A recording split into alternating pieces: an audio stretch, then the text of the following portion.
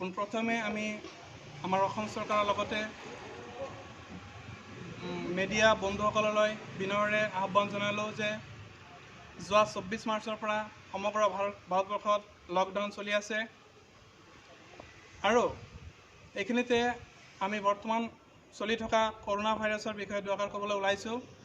যে কৰোনা ভাইৰাছৰ লক্ষণসমূহ থাকে আৰু সেই লক্ষণসমূহত জ্বৰ, কাহ, হতাশা আৰু উশাহ লোৱা কষ্ট হোৱা ইত্যাদি দেখা দিয়ে। যদিও আমি কিছু নীতি নিয়ম অৱলম্বন কৰিলে নিশ্চয় আমি এই বেমাৰবোৰৰ পৰা পৰিত্ৰাণ পাব পাৰিম, যেনে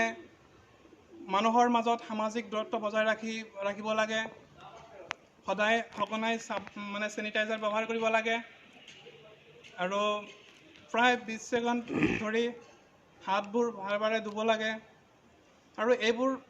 নীতি নিয়ম অৱলম্বন কৰিলে নিশ্চয় আমি বেমাৰ আজাৰৰ পৰা পৰিত্ৰাণ পাব পাৰিম। যদিও আমাৰ মূল লক্ষ্য হৈছে আমি যোৱা একমাহমান আগত অসমৰ বৰপেটা জিলাৰ লগতে কেইবাখনো জিলাৰ পৰা প্ৰায় 15গৰাকীমান ছাত্ৰ ছাত্ৰীয়ে বেংগলোৰলৈ আহিছিলোঁ, কিন্তু আজি কৰোনা ভাইৰাছৰ লকডাউন চলি থকাৰ কাৰণে আমি বাহিৰলৈ ওলাব পৰা নাই আৰু সেইবাবে আমি আৰ্থিক তথা খোৱা খাদ্যত সংকটত ভুগি আছোঁ। সেয়ে আমি আমাৰ অসমৰ মাননীয় মুখ্যমন্ত্ৰী সৰ্বানন্দ সোণোৱাল ডাঙৰীয়া আৰু স্বাস্থ্যমন্ত্ৰী ডক্টৰ হিমন্ত বিশ্ব শৰ্মা ডাঙৰীয়াক আমি আমাৰ এই বেংগলোৰৰ পৰা